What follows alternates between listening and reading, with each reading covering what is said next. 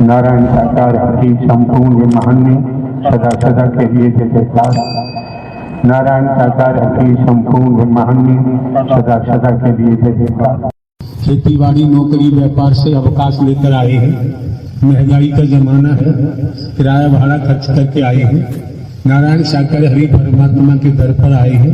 हम भले ही हरकारा चौकीदार बन के काम करते हैं, हमारी मंशा रहती है आने वाले महापुरुषों का एक पल भी खराब नहीं होना चाहिए। इस संसार में कहीं जाएं, गुरुओं में जाएं, भगवानों में जाएं, अवतारों में जाएं, मिशन संता पंथों में जाएं, फिर मिलान करें, चिंतन करें, मंथन करें, इनकी समझ में आए सद्ज्ञान के द्वारा कि वास्तव में इस ब्रह्मांड में नारायण हरि परमात्मा जो अजन्मा है, अविनाशी है, न जन्म लेते हैं न मरते हैं, हमेशा कायम धाम रहते हैं। जो मेहर हरि परमात्मा ने की है, न कोई ढोंग है, न पाखंड है, न आडम्बर है, न अंधविश्वास है, न ढकोसला है, न भेदभाव है। इस रूप में जो मेहर की है, जो रहमत कर रहे हैं, भूल भुलैयाओं में डालने वालों से बचा रहे हैं।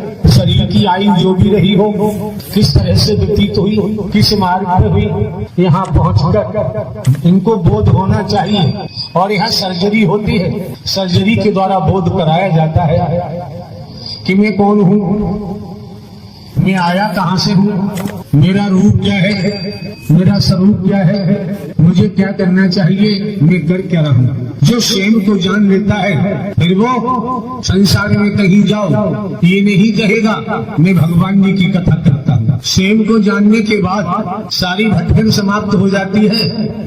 और जिन्होंने ब्रह्मांड की रचना की है, आपने स्वयं को जान लिया और ये समझ आ गया ईश्वर अंश जीव अविनाशी, अंश और अंश कैसे। ये मिट्टी है, वसुंधरा धरती, मिट्टी आप हाथ में ले, किसी दिशा में उछाले, ऊपर को उछाले, मिट्टी स्वाभाविक नीचे आएगी। क्यों? उस आपके हाथ में जो मिट्टी है उसका मूल धरती नीचे है, तो नीचे आएगी। अपने मूल से मिलने के लिए, अपने मूल से जुदा होने के लिए, जुदा तो कर रहा है फेंकने वाला, नीचे आएगी। जल है, जल को आप उछाले, जल भी नीचे को आता है। जल का मूल नीचे है, जल नीचे को आता है। अग्नि, लकड़ी को जलाएं, अग्नि पैदा होती है, लपटें ऊपर को जाती है, सूर्य ऊपर है।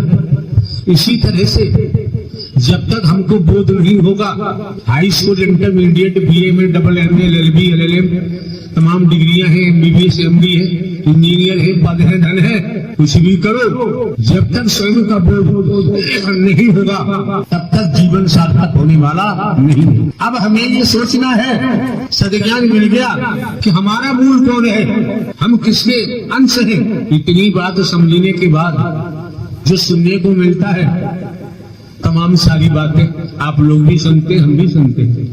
तो किसी संत महात्मा महापुरुषों ने कहा है, आत्म ज्ञान बिना नर भटके कोई मथुरा कोई काशी, जल में मीन प्यासे में सुन सुनावे। किसी संत महात्मा महापुरुष की वाणी है। आप बुजुर्ग हैं बाबा, अनुभवी हैं, आपने जो अपनी वाणी से भी शुरुआत की है, इसलिए हम समझ पा रहे हैं। आप जमाने में कहीं जाओ, आपका परिवार है, पति पत्नी, बेटा बेटी, भाई बहन, माता पिता, जरा जरा सी बात में झूठ बोलते हैं, अपनी बुराइयों को, अपनी खामियों को छिपाते हैं। कभी भाग देखा है और देखते हो। अभी जो आपने शुरुआत की, अपने दोष गिना रहे थे, आप अपनी बुराइयां गिना रहे थे, यही स्वसंतपन है, यही महात्मापन है, यही साधकपन है। क्यों? जब हम अपनी बुराइयों को, अपने व्यसनों को उजागर करते हैं, खुलासा करते हैं, वैसे वैसे हम हल्के होना शुरू हो जाते हैं। हाँ बाबा, अब बताओ अपनी खुद बीती। संगत प्रेम से बोलिए, नारायण सागर की संपूर्ण ब्रह्मांड में सदा सदा के लिए जय जयकार। जल्दी कर रहे हो। नारायण साकार हर की संपूर्ण ब्रह्मांड में सदा सदा के लिए जय जयकार हो। कविजननी महामातेश्वरी की संपूर्ण ब्रह्मांड में सदा सदा के लिए जय जयकार हो, जय जयकार हो। जब मैं सत्य के साथ में नहीं आता था, उससे पहले राम कृष्ण शंकर ब्रह्मा विष्णु सभी देवी देवताओं को पूजता था और चोरी भी करता था, दारू भी पीता था, तमाम दुष्कर्म थे हमारे पास करना। और अपने दारू किसे कहते हैं?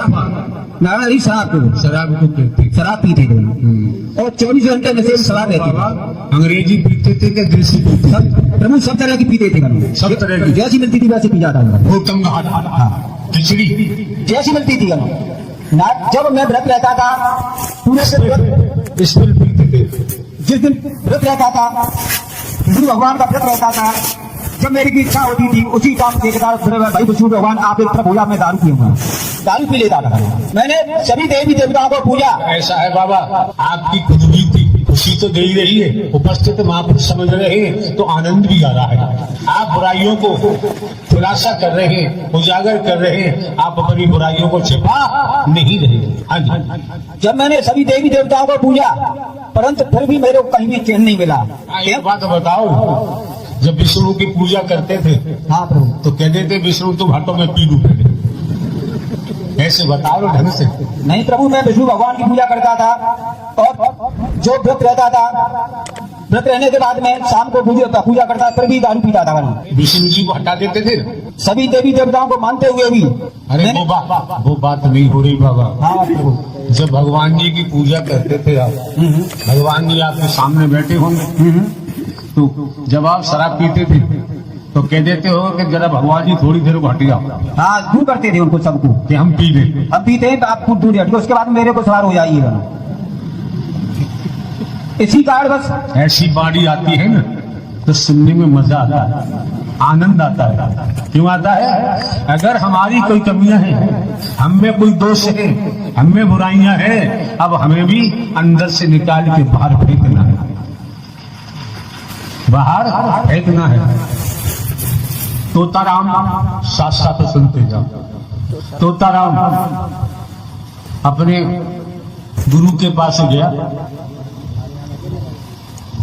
501 नंबर बीड़ी का बंडल निकाला जेब में से, माचिस अपने गुरु के चरणों में रख दी।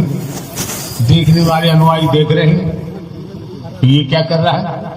किसी ने पूछ लिया तू यार गुरु दर पर बीड़ी माचिस क्यों चढ़ा रहा है? तो उसने कहा हजारों मैंने कसमें खाई,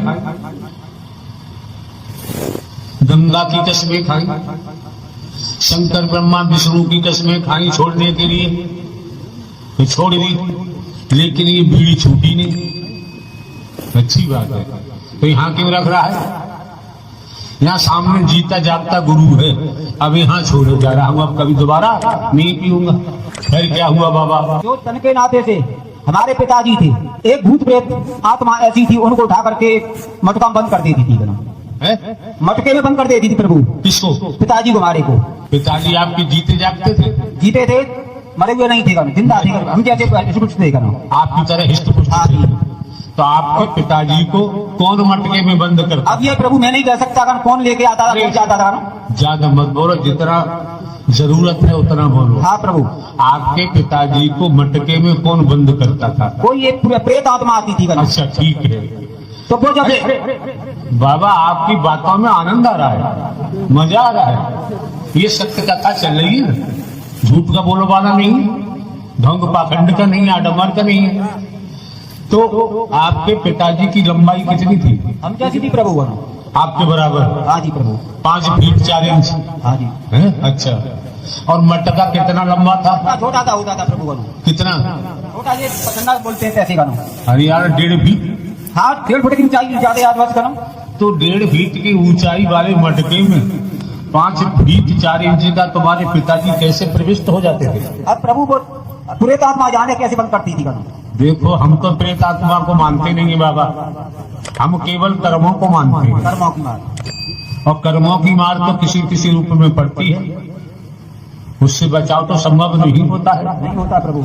और आप ये भी देख रहे हैं, हम कोई साधु संत महात्मा तो है नहीं, हम कोई बाबा साहबा नहीं, हम कोई कथावाचक उपदेशक नहीं, हमने आज तक कोई मिशन संता पंथ नहीं बनाया है, हमने आज तक कोई आश्रम नहीं बनाया है। और ये भी आपको मालूम होगा, जमाने में भ्रमण करते हैं, कहीं से हम रुपया पैसा वस्तु पदार्थ नहीं लेते, कोई दान पात्र नहीं लगवाते, किसी दिशा से नहीं लेते, किसी का भोजन दूध दही घी भी नहीं ग्रहण करते। आपने सुना होगा ना, देख लीजिए। तो हमें तो प्रेत कहीं मिला नहीं आज तक। प्रभु आपके सामने कोई भी टिक नहीं सकता बना। हम ऐसे हमका हुआ है। हाँ प्रभु, पूरे ब्रह्मांड की बात है बना, आपके सामने कोई टिक नहीं सकता। हम तो बाबा एक हाड़ मास के बूढ़े व्यक्ति बैठे। बूढ़े व्यक्ति की बात नहीं प्रभु बनो, मैं अपनी बात रख रहा हूँ बना। अच्छा, अपनी बात रखो। जब कुछ आत्मा मेरे पास आई तो मैं अग्नि में प्रवेश होता था बना, 1 घंटे के लिए बना। आप बिल्कुल प्रभु बनो। स्लो अग्नि लकड़ी से जलाते थे, पेट्रोल से, डीजल से, किससे? किसी भी प्रकार की अग्नि होती प्रभु, प्रवेश हो जाता था मैं उसके अंदर बना। अच्छा, कपड़े पहने हुए प्रवेश? बिल्कुल प्रभु, हमारा कुछ नहीं बिगड़ता था बना। अरे बाबा, हमें जरा जान लेने दो। आप इतनी जल्दी करोगे तो हमारे पल्ले कुछ नहीं पड़ेगा। हम भी कोशिश करेंगे। आपका कहना है अग्नि की लपटें निकल रही होती, बाबा उसी में सही प्रवेश कर जाते। हम आप लोग तो साधारण व्यक्ति हैं, साधारण इंसान हैं, हम आप तो चकित रह जाएंगे, आश्चर्य करेंगे, अचंभा करेंगे। क्यों? माचिस की तिल्ली, माचिस बॉक्स पर रगड़ो, अग्नि मसाला लगा होता है। अगर वो कहीं माचिस की तिल्ली की याद कहीं छू गई हाथ पे, हथेली में कहीं, तो बड़ी पीड़ा होती है, बड़ा दर्द होता है। आप पूरे अग्नि में प्रविष्ट हो जाते थे, आपको अग्नि जलाती नहीं थी। नहीं प्रभु। ऐसा कौन सा दांव लगाते थे? ये कुछ नहीं प्रभु का एक शक्ति मिली थी, वो भी उसने तय किया था, जिस दिन तू मेरे को गलत जगह में लगाएगा उस दिन तेरा विनाश करके जाऊंगा मैं। ऐसी शक्ति क्या थी प्रभु? ये मेरे को नहीं पता। मैं चोरी करता था, राइफल रखता था, जब वो शक्ति आती थी तो मैं राइफल उठाता था। कुछ क्षण के बाद उसने मेरे को दाब दिया और कहा, अब अपनी शक्ति को दिखा, कहाँ तेरी राइफल? एक बात बताओ बाबा, वायु हवा बहती है, हमको भी भले ही हमारे कार्य चौकीदार बन के काम करते हैं, हमने समझा ये वायु है, हवा, ये भी परमात्मा की शक्ति है ना? अरे हवा बहती है, ये भी परमात्मा हरि की शक्ति है ना? हाँ। ये वसुंधरा धरती, ये भी परमात्मा हरि की शक्ति है। सूर्य से प्रकाश निकलता दिखाई दे रहा है, ये भी नारायण हरि परमात्मा की शक्ति है प्रभु, है ना? दूसरे